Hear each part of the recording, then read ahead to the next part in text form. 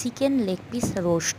প্রথমে মাংসটাকে ভালোভাবে ধুয়ে নিয়ে একটা প্লেটে লঙ্কার গুঁড়ো, জিরে গুঁড়ো, ধনে গুঁড়ো, লবণ, হলুদ, আর আদা রসুন পেস্ট, কর্নফ্লাওয়ার, সাদা তেল, লেবুর রস, গোলমরিচ গুঁড়ো দিয়ে ভালোভাবে মাখিয়ে মাংসটার মধ্যে মশলাটাকে মিশিয়ে নিয়ে তারপর কড়াইতে তেল গরম করে নিয়ে মাংসটাকে ভালোভাবে মিডিয়াম টু লো ফ্লেমে হতে দিতে হবে।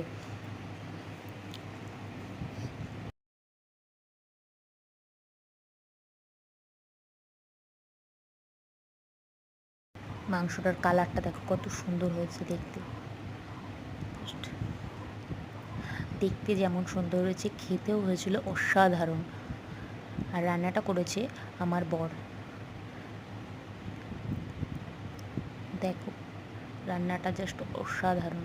যে রান্নাটা করছে আমার বর, নিজে খেয়েও একটু টেস্ট করবে।